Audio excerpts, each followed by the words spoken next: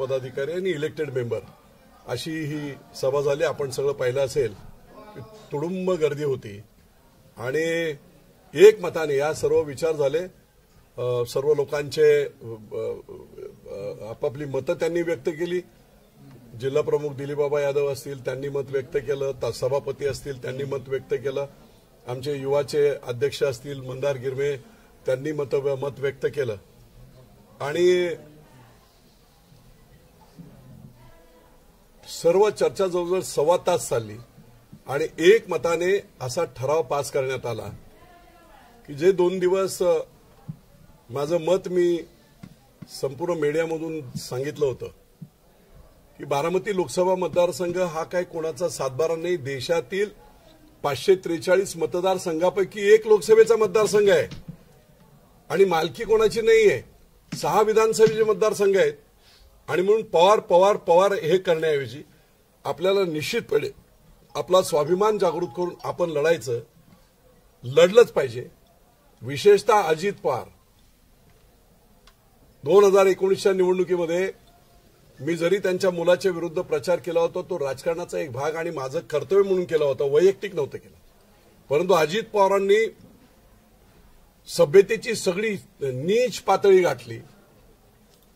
मी 23 दिवस लीलावतीमध्ये ऍडमिट होतो.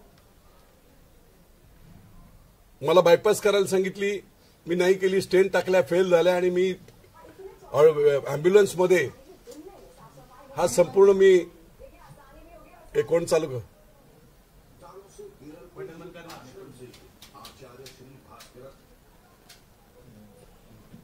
संपूर्ण कार्डियक अँब्युलन्समध्ये माझा प्रचार झाला आणि अजित पवारांनी या पालखी दरावर असं सांगितलं, मरायला लागलेला आहे तर कशाला निवडणूक लढवताय, तुम्ही खोटं बोलताय, लोकांची सहानुभूती घेण्यासाठी हे खोटं चाललेलं आहे काम तुमचं.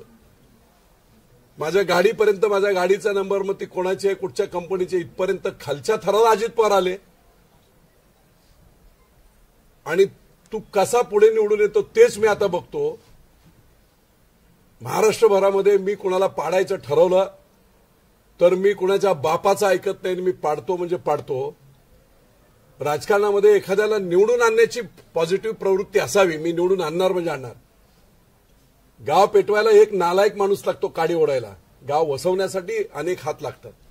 मग अशा प्रकारची उर्मट भाषा त्यांनी केली होती आणि म्हणून आज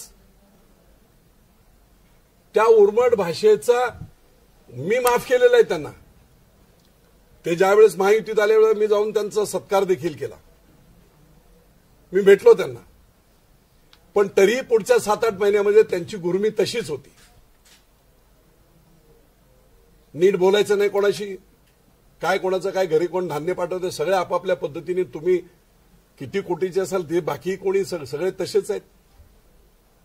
पण अतिशय उर्मटपणा जो त्यांचा होता, त्या उर्मटपणाबद्दल पूर्ण बारामती लोकसभा मतदारसंघात जेव्हा मी फिरलो त्यावेळेस लोक असे म्हणायला लागले की बाबा ठीक आहे, दोन्ही आता सुनेत्राताई आणि सुप्रियाताई आहेत, अजित पवार उर्मट आहे. मी दौंडमधल्या प्रतिक्रिया सांगतो, अजित पवार उर्मट आहेत आणि म्हणून आम्ही अजित पवारांना मतदान करणार नाही, त्याच्याऐवजी आम्ही सुप्रिया सुळेंना मतदान करू. काही लोकांचं असं म्हणणं आलं की एका बाजूला लांडगा आहे आणि एका बाजूला वाघ आहे, कुठच्याही पिंजऱ्यात टाकलं तरी तेच आहे. आम्ही मतदान कसं करणार ते? आणि जेव्हा माझ्या हे लक्षात आलं जनतेची अडचण, त्यावेळेस मी ठरवलं की 6,86,000 मतदान हे पवारांच्या समर्थनार्थ आहे. या बारामती लोकसभा मतदारसंघ जवळजवळ 5,50,000 ते 5,80,000 मतदार पवार विरोधक आहेत. ते ना सुप्रियाताईला मत देऊ इच्छित ना सुनेत्रताईला देऊ इच्छित. मग त्यांना लोकशाहीमध्ये बाबासाहेब आंबेडकरांनी, डॉक्टर बाबासाहेब आंबेडकरांनी जो प्रचंड मोठा असं हे संविधान आणि निवडणुकीचा अधिकार, आपलं सरकार नेमण्याचा अधिकार जो दिलेला आहे, त्या अधिकाराची अंमलबजावणी करायची असेल, आपल्या आवडीचा किंवा काम करणारा खासदार आमदार निवडायचा असेल तर मतदान करण्याची अंबानींना एक मत आणि सर्वसामान्य एखाद्या शेतकरी कुटुंबातल्या झोपडीत राहणाऱ्या महिलेला सुद्धा एक मत. ही एवढी डेमोक्रेसी लोकशाही प्रचंड तयार करून ठेवली. आणि मग जर त्यांना अशा नावडत्या लोकांना मतदान करण्याची संधी जर मतदारांना मिळाली नाही तर तो डेमोक्रेसीचा, लोकशाहीचा आणि बाबासाहेबांनी निर्माण केलेल्या सगळ्या व्यवस्थेचाच कुठेतरी घात होतोय. असा प्रकार माझ्या नजरेत आल्यानंतर मी ठरवलं, माझे पुरंदरचे तर लोक बोलतायत की आम्हाला बदला घ्यायचा आहे, मी नाही बोलत, नियती बदला घेईल आणि तो बदला सगळ्या बाजूने त्यांचा झालेला आहे.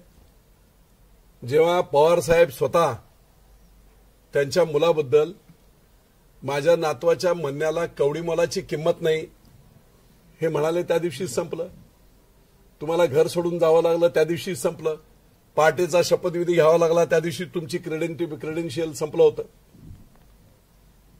आजच्या घडीला काय परिस्थिती आहे सगळ्यांना सगळं माहीत आहे. आणि म्हणून बारामती लोकसभा मतदारसंघातील लोकशाहीला मानणाऱ्या, घराणेशाहीला, कुटुंबशाहीला आणि साम्राज्यवादाला न मानणाऱ्या सर्वसामान्य मतदारांना मतदानाचा हक्क मिळावा म्हणून मी ही निवडणूक लढणार. आणि म्हणून एका शब्दात ही लढाई अशी असेल, पवार वर्सेस बारामती लोकसभा मतदारसंघातील सर्वसामान्य माणूस. सगळ्यांना यांनी त्रास दिलाय. भोरचे आमचे आदरणीय अनंतराव थोपटे मुख्यमंत्री झाले असते 1999ला. भोरचा सुपुत्र एक मावळा मुख्यमंत्री झाला असता. निव्वळ पुण्यामध्ये कोणी मुख्यमंत्री झाला तर आमच्या साम्राज्याला हादरा बसेल म्हणून त्यांना पाडण्यात आलं. संग्राम थोपटेंना महाविकास आघाडीत मंत्री कोणी होऊ दिलं नाही. संग्राम थोपटेंना संपूर्ण विधानसभेचं अध्यक्षपद, सर्वोच्च पद मिळत असताना, काँग्रेसने सांगितलेलं असताना ते होऊ दिलं नाही. ते अजित पवारांनी होऊ दिलं नाही. पुण्यामध्ये दुसरा कोणीच मोठा नको, आम्हीच पुण्याचे मालक, पुणे जिल्ह्याचे मालक, फक्त बारामतीचे नाही. अशा प्रकारची मानसिकता यांची आहे. ती मानसिकता मोडली पाहिजे.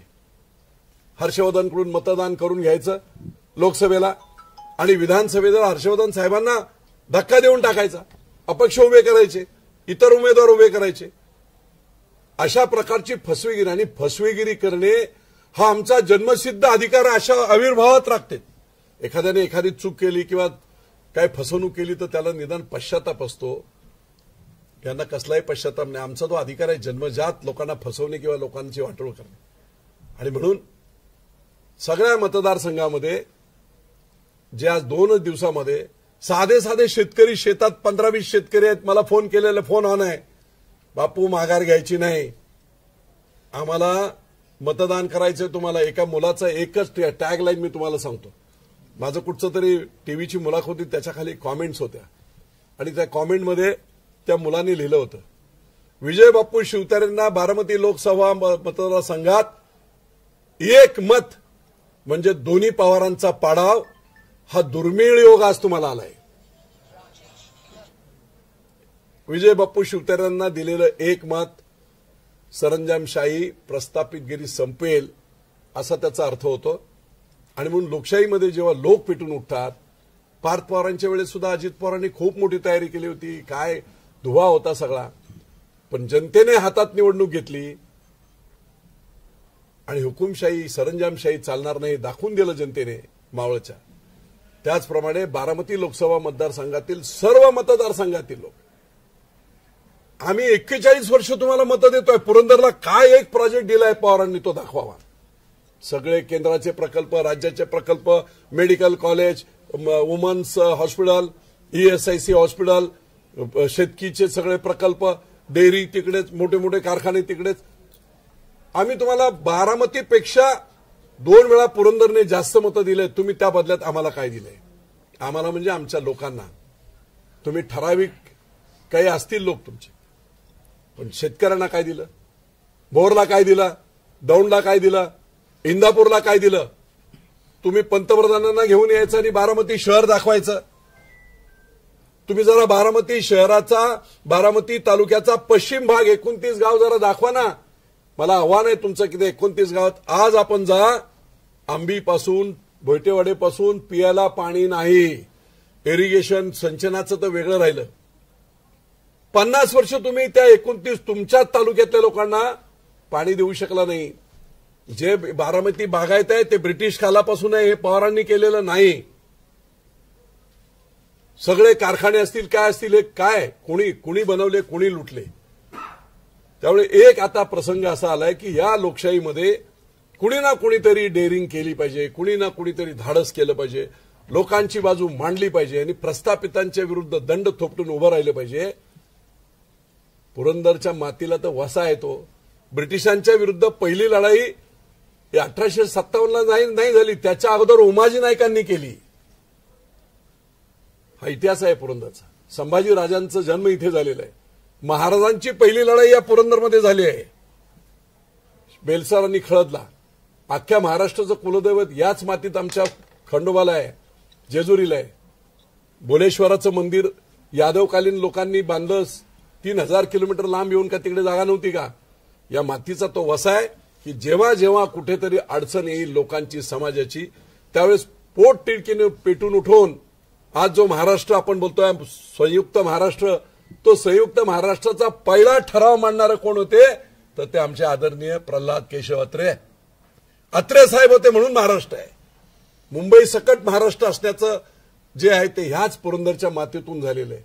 आणि म्हणून आज इथून मतदान मिळवायचं आणि त्या मतदानाच्या जोरावर तुम्ही राज्यात ब्लॅकमेलिंग करायचं, देशात ब्लॅकमेलिंग करायचं, हे ब्रह्मराक्षस हा रावण आम्हीच तयार केलेला आहे. आम्ही मतं देऊन तयार केलेलं आहे. आणि मग बाहेरचा माणूस कोणी येणार नाही. या पापाचं आम्ही केलेलं पाप आहे, या पापाचं परिमार्जन हे आम्हालाच करावं लागेल या मतदारसंघातील मतदारांना. आणि म्हणून ही लढाई आहे.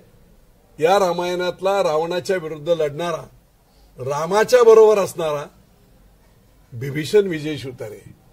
निर्णय घ्यायला उशीर झालाय का? आणि अजित पवार काही निर्णय घ्यायला उशीर नाही. लोक हुशार आहेत, प्रचंड हुशार आहेत. मीडिया आता हे झालेलं आहे. आता काय पहिल्या मोठ्या मोठ्या सभा घ्याव्या तसं नाही. 100 लोकांच्या समोर जरी हे केलं तरी टीव्हीवाले दाखवतात, 13 कोटी लोक बघतात. जनता सुज्ञ झालेली आहे. घराघरा बसून मोबाईलवरून सर्व लोक, तरुण मुलं, महिला सगळं बघतात. त्यामुळे प्रचार आता हा खूप सोपा. तुम्ही जर सत्य असाल, खरा असाल तर तुम्ही लोकांच्या हृदयापर्यंत पोचायला 10-15 दिवस, महिनाभरचा वेळ ठीक आहे. आणि ही लढाई विजय शिवतारेंची नाही, ही लढाई मला खासदार होणे याच्यासाठी नाही. पुन्हा एकदा सांगतो, आमदार बनणे, खासदार बनणे मला देवाने सगळं दिलेलं आहे. लोकांची लढाई लढण्यासाठी, प्रस्थापितांच्या विरुद्ध आवाज उठवण्यासाठी, सर्वसामान्य माणसाचा आवाज म्हणून मला पुढे यायचं. आणि म्हणून ही मी लढाई लढतोय. निश्चितपणे या लढाईमध्ये जनता प्रचंड मोठ्या प्रमाणात आशीर्वाद देईल. आणि लोकशाहीमध्ये जी प्रक्रिया या देशातल्या, एवढ्या मोठ्या खंडप्राय देशातल्या, निश्चितपणे त्याच्यामध्ये मी यशस्वी होईल. मी आणखी एक तुम्हाला सांगतो, मी महायुतीच्या विरोधात नाही. 100% मी महायुतीचा, शिंदे साहेबांच्या विचारांचा शिलेदार आहे. मी देवेंद्र फडणवीसांना गुरु मानणारा माणूस आहे. नरेंद्र मोदींना निष्ठास्थान मानणारा मी माणूस आहे. याच नरेंद्र मोदींच्या हातात तिसऱ्यांदा देश दिला पाहिजे, लोकांच्या हितासाठी दिला पाहिजे, देश पुढे नेण्यासाठी दिला पाहिजे. आणि म्हणून याच विचारांचा मी आहे. परंतु इथली लढाई ही वेगळी आहे. इथली लढाई अशी आहे की एक कोणतरी आपल्याकडे आलाय आणि तोही ब्रह्मराक्षसच आहे. आणि लोकांची इच्छा आहे, माझी इच्छा नव्हती. अचानकपणे मी हे डिक्लेअर केलं. त्याचं कारण आहे की अंडरकरंट मी सगळा पाहिलाय. आणि त्या अंडरकरंट हे करून लोकांचा आदर करून, मतदारांचा आदर करून मी इथे येतोय. आणि नमो विचार मंच या नावाखालीच ही निवडणूक आमची होईल. अनेक प्रकारचे, बरेच लोकांनी सांगितलं प्रेशर येतील, काय येतील. आमची विनंती आहे सर्व नेत्यांना आपल्या माध्यमातून, ही लढाई महाराष्ट्रामध्ये जो काय गेले 1978 नंतरचा जो अत्याचार झाला आणि बाजारू राजकारण कोणी केलं असेल, यशवंतराव चव्हाणांपासून वसंतदादा पाटील, बाळासाहेब देसाई, तुमचे अशोक चव्हाणांचे वडील शंकरराव चव्हाण, केवढी टोले जंग माणसं, दिवस रात्र लोकांसाठी झटणारी माणसं. बाजारू राजकारण नंतर आलं. आणि असं म्हटलं जातं, जेने राजा बेपारी तेने प्रजा भिकारी. सगळेच अशा पद्धतीने कमर्शियल झाले. लोकांना सुद्धा आता जिकडे तिकडे बघाल तिकडे हेच पैशांची वाटप वगैरे महाराष्ट्रात कधी होती? अशा प्रकारच्या बेकार निवडणुका कोणी सुरुवात केल्या? आणि म्हणून पैशातून सत्ता आणि सत्तेतून पैसा हे कालचक्र कुठेतरी थांबलं पाहिजे. आणि अगदी देवेंद्र फडणवीसांच्या भाषेमध्ये हे कालचक्र आहे. बारामतीतली ही निवडणूक सुद्धा कालचक्राचाच एक भाग आहे. आणि आम्ही सर्वजण जनतेच्या आशीर्वादाने निश्चितपणे निवडून येऊ. विजय शिवतारे खासदार झाला म्हणजे अख्ख्या बारामती मतदारसंघातला प्रत्येक स्वाभिमानी माणूस खासदार झाला. आणि निश्चितपणे सर्व बाजूला न्याय देण्याचं काम हे निश्चितपणे आपण सर्वजण करू. तुम्ही महायुतीतनं बाहेर पडणार का? म्हणजे तुमची बंडखोरी आहे किंवा अपक्ष लढवणार? मी बंडखोरी एक लक्षात द्या. मी 2 दिवस मी सांगतोय बंडखोरी हा शब्द इथे लागूच होत नाही. लोकशाहीला वाचवण्यासाठी तेच पवार अगोदरचा लढाई अशी असायची की पवार विरुद्ध कांचनताई होती, जानकर होते, विरोधकांना लोकशाहीमध्ये आपले मत. पण इथे आता पवार वर्सेस पवार. शिवसेना सोडणार तुम्ही? त्यासाठी शिवसेनेतनं बाहेर मी आता बाहेर पडण्यात मी आता लढाई लढणार हे नक्की झालंय. मी बंड नाही, याला परत सांगतो मी तुम्हाला, हे बंड नाही, हे शिवसेनेचं बंड नाही, ही न्यायाची लढाई. याच्या अगोदरी अपोजिटला असायचं ना कोणतरी. पवार एका बाजूला असायचे, दुसऱ्या बाजूला कांचनकुले होत्या, कधी नलावडे होत्या, कधी जानकर होत्या. आज कोण आहे? पवार वर्सेस पवार. मग ह्या 5,80,000 लोकांनी जायचं कुठे? म्हणून ही न्यायाची लढाई लोकशाहीतली मी लढतोय. मी बंड करत नाही. लोकांची जी भावना आहे ती भावना व्यक्त करण्यासाठी त्यांना मतदानाची संधी मिळावी म्हणून हे काम. तुम्ही याचं नाव नमो विचार मंच केलेलं आहे. तुम्ही शिवसेनेचे पदाधिकारी आहात, याआधी मंत्री राहिलेला आहात. तुम्ही शिवसेनेच्या नावानं मंच काढण्याच्या ऐवजी तुम्ही नमो विचार मंच काढला. देशामध्ये अजित पवार हे नरेंद्र मोदींकडे गेलेले आहेत. नरेंद्र मोदी अजित पवारांचं कौतुक करतात. तुम्ही नरेंद्र मोदींच्याच नावाने विचार मंच काढता आणि अजित पवारांना आव्हान देता. म्हणजे वरचे नेते अजित पवारांचं कौतुक करता, तुम्ही अजित पवारांच्या विरोधात लढता. हा विरोधाभास नाही का वाटत? तुम्ही नरेंद्र मोदींच्या नावाने विचार मंच केला, याचं कारण काय? तुमच्यावरती असा आरोप होतोय, बापू काही नेते असं खासगी सांगतायत की हे भाजपचंच काम आहे, भाजपनंच बापूंना सांगितलंय का की निवडणूक लढवा म्हणून? ते एकदा स्पष्ट करा. बिलकुल नाही, कोणत्याही नेत्याशी चर्चा नाही. माझी चर्चा, मी फिरलो सगळ्या मतदारसंघांमधून, लोकांनी मला काय सांगितलं. मी काळूबाईच्या मंदिरामध्ये राख नावाच्या गावात गेलो होतो. मंदिराला भेट दिली, सतरंजीवर 200 लोक होते.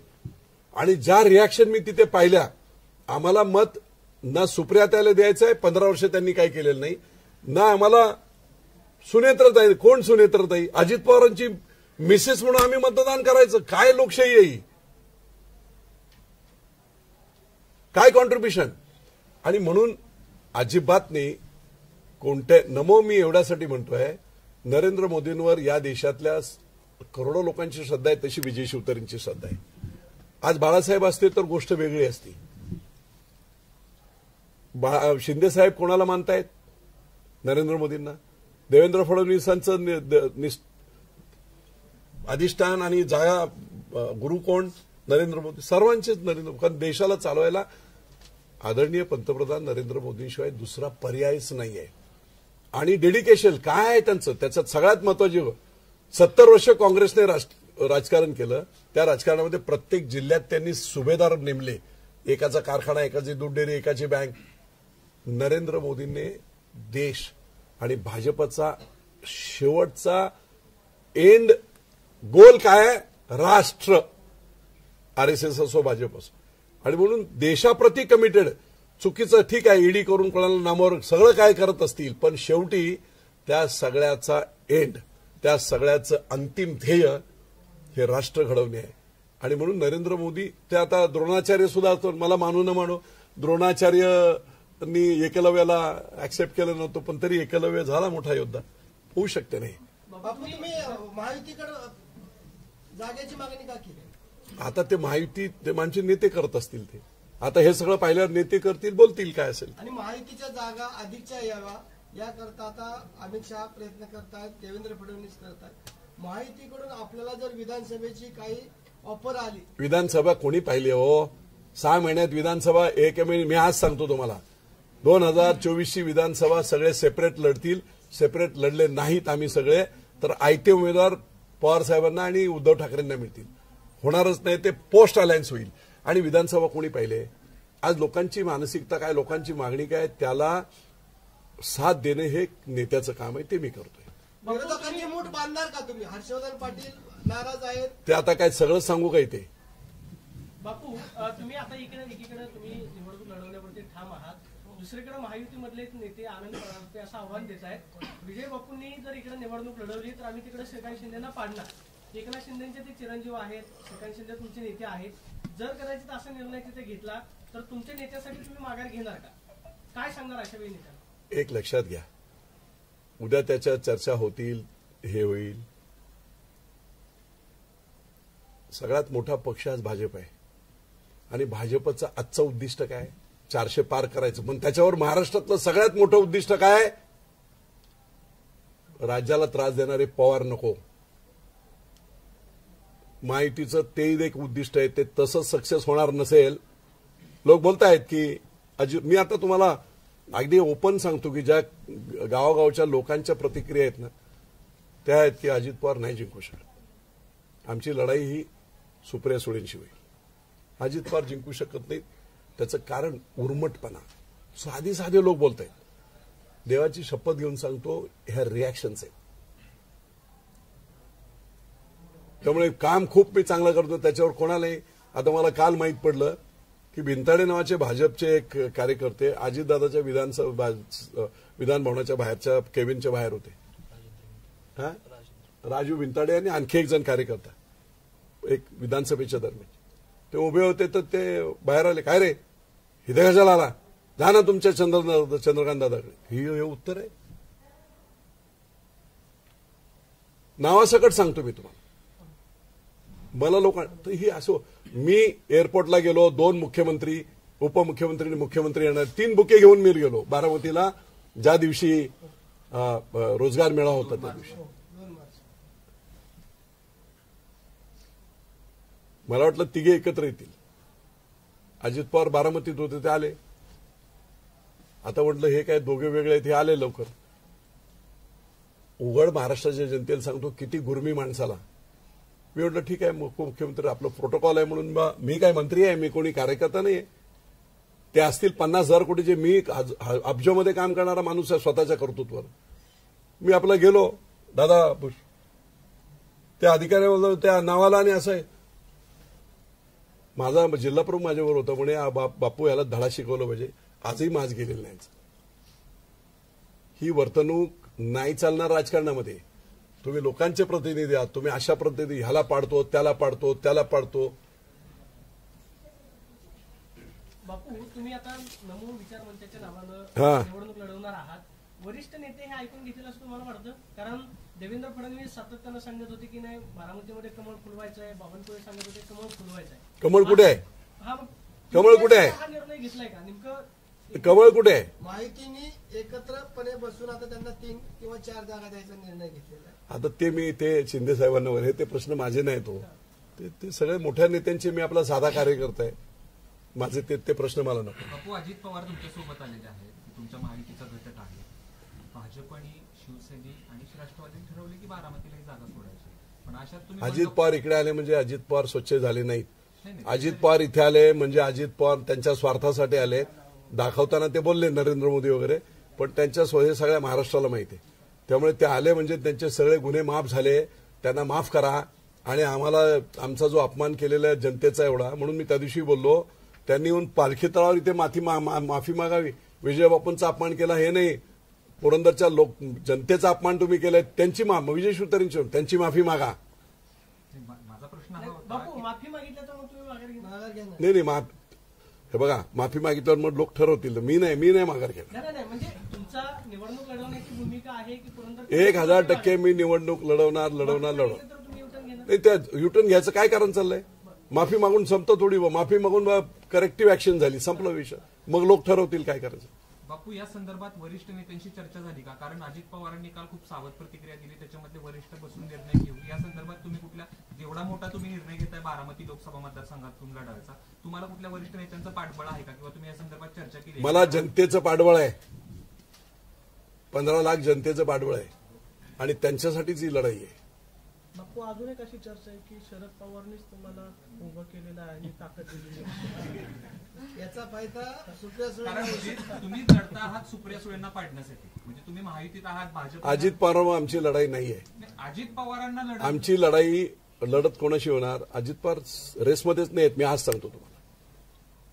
लढत होईल सुप्रिया सुळेची. महायुतीची मतवेगळी होणार नाही कसं वाटतं? कारण तुम्ही आज लढता आहात ते सुप्रिया इथे सुळे- मतं शरद पवार प्रो आणि अँटी शरद पवार. मला सांगावं, जानकर आले. जानकर अख्ख्या मतदारसंघात 2014 मी प्रचार प्रमुख होतो.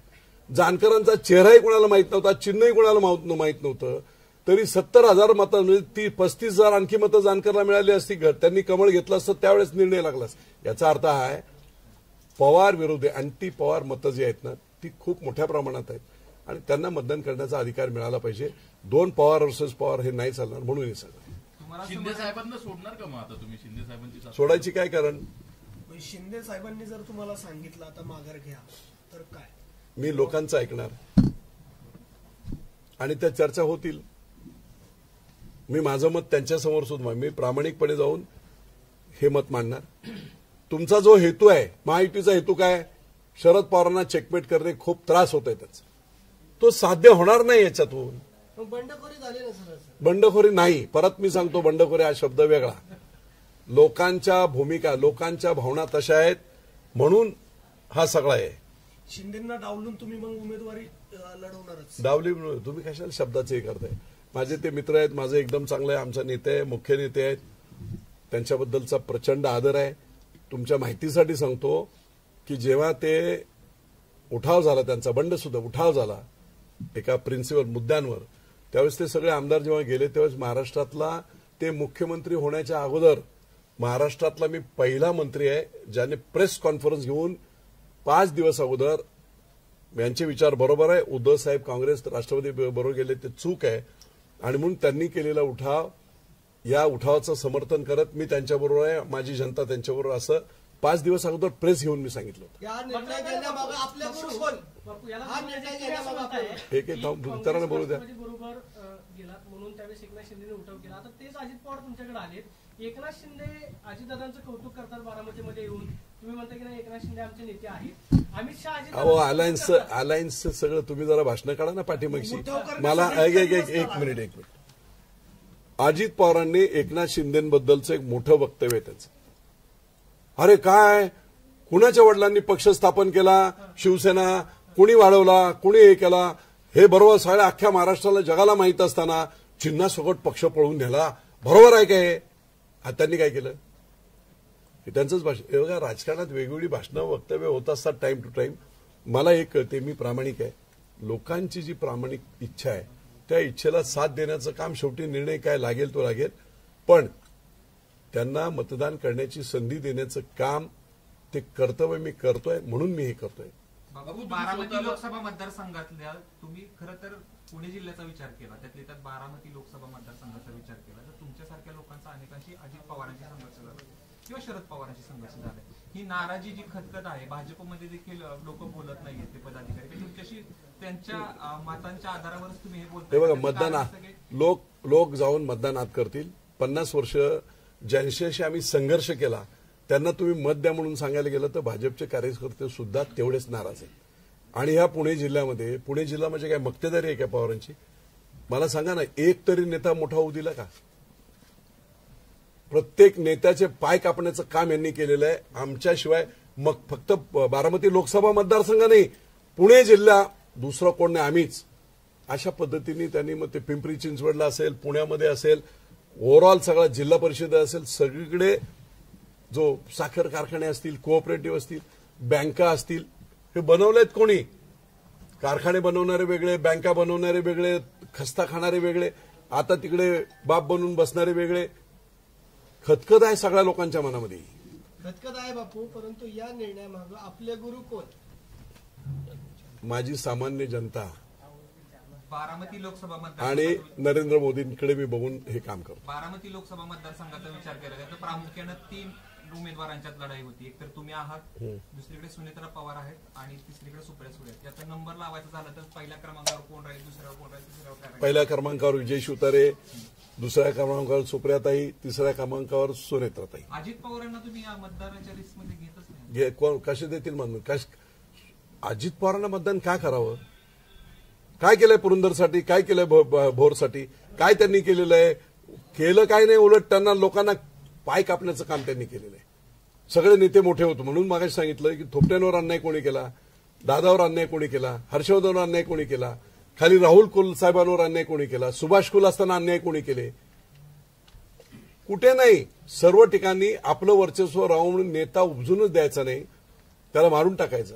हे फक्त त्यांनी इथे नाही केलं, पुण्यात सगळ्या महाराष्ट्रातले प्रमुख मराठा नेते, सोमेश्वर कोणी बनवलं, काकडेंनी बनवलं, माळीनगर कोणी शेमेकरांनी बनवलं, जाचकांनी छत्रपती बनवला, खाली शितोळे त्यांनी दौंड बनवला. ही सगळी बँका कोणी केल्या, व्हीएसआय वसंतदादांनी केली. कुठे आहेत लोक आता? आज काय सगळं ताब्यात कोणाचे? त्यामुळे ही खतखत कुणाला वाढूच द्यायचं नाही महाराष्ट्रामध्ये. अगदी शंकरराव कोल्ह्यांपासून बाळासाहेब विखे पाटलांपासून सगळ्यांना धारेवर धरण्याचं काम त्यांनी केलं. मी एकदा मध्ये मी एका इंटरव्ह्यूत बोललो होतो, 1998 नंतर कुणीही मुख्यमंत्री झाला तरी 2014 पर्यंत देवेंद्र फडणवीस जोपर्यंत मुख्यमंत्री झाले नाही तोपर्यंत सत्तेचं सेंटर बारामतीच होतं. कुणी हो, विलासराव झाले तरी सत्तेचं सेंटर हेच होतं, सुशील कुमार झाले तरी सत्ते, सिल्वर ओकर जाऊन बोलायचं अलायन्सची गव्हर्नमेंट 15 वर्ष सगळं काय सत्तेचं सेंटर तेच होतं. बापू मला आता सांगा, तुम्ही असं म्हणताय की नाही विचारमंच केलेला आहे, अजित पवारांना भाजपनं घेतलं त्यावेळेस विजय शिवतारेंना या मतदारसंघामध्ये विचारायला हवं होतं, कारण भाजपनं ही तडजोड केली आहे का अजित पवारांसोबत? तुम्ही असं म्हणताय. मी तुम्हाला एकच सांगतो की त्या काळामध्ये भाजपच्या उमेदवारांनी किंवा भाजपच्या नेत्यांनी बोललं नाही ना, एवढा अग्रेसिव्ह भाषण आणि प्रचार विजय शिवतारेंनी केला 2019 आणि 14ला. नाही आत्ताच म्हणजे बापू तुम्ही लढला, त्यांच्या विरोधात प्रचार केला, हे सगळं ठीक आहे. भाजपनं अजित पवारांना का घेतलं? का घेतलं ते मला विचारता कसं? ज्यांना घेतलं त्यांना विचारा. दुसरा प्रश्न विचारतो बापू. 10 दिवसापूर्वी तुम्ही बारामतीमध्ये आला होता, आज 13 तारीख आहे, 2 तारखेला हा मेळावा झाला. त्याच्यामध्ये तुम्ही असं बोलला होता की आधी विधानसभेचं ठरवा मग लोकसभेचं काम करू. या 10 दिवसात मी परत सांगतो, लोकांची मानसिकता पाहिल्यानंतर मी हा निर्णय घेतला. लोकांची डिमांड आहे म्हणून मी हा निर्णय घेतला. आणि परत माझ्याही लक्षात आलं, विधानसभा 6 महिन्यानंतर कोणी सांगितलंय काय होणार आहे, विधानसभेचा आणि याचा काही संबंध नाही. त्यामुळे हा निर्णय आम्ही एक लक्षात घ्या. बारामतीतल्या लोक म्हणजे अजित पवारांना किती अजूनही आहे. विजय शिवतारे माजी मंत्री आहे स्टेजवर, मुख्यमंत्री आणि उपमुख्यमंत्री एक प्रोटोकॉलचा भाग म्हणून नाव घेऊ शकतात, पण अजित पवारांना लाज वाटते विजय शिवतारेंचं नाव घ्यायला. ते बघा, तुम्ही व्हिडिओ शूटिंग बघा, त्यांनी सगळी नावं घेतली पण विजय शिवतारेंचं नाव घेतलं. विजय शिवतारेंची अजित पवारांशी वैयक्तिक लढाई आहे? नाही, मतदारसंघाची पवारांच्या विरुद्ध लढाई. ही लढाई पवार वर्सेस लोकसभेतील, बारामती लोकसभेतील मतदार अशी लढाई. या लढाईत तुम्ही म्हणताय बापू, तुम्ही बिभीषण आहात या लढाईमधले, रावण कोण आहे मग? आता कोण, आता बिभीषण म्हटलं तर रावण कोण समजा तुम्ही. आता कशाला या शब्दात अडकवा. मी एवढंच सांगितलं की ही लढाई पवार वर्सेस अख्ख्या मतदारसंघातील सामान्य जनता. यांच्याशी काही भेटी झाल्यात का? त्यांच्याशी काही बोलणं झालंय? हे काय तुम्हाला सांगू का मी?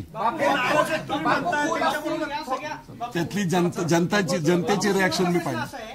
महायुती म्हणून सगळे नेते सांगतायत युतीचा धर्म पाळा, आम्ही इथं निवडणूक लढवताय, जर पक्षांतर्गत कारवाई झाली तर विजय बापू भाजपमध्ये जाणार का? मी माझ्या लोकांसाठी काही करायची तयारी आहे माझी.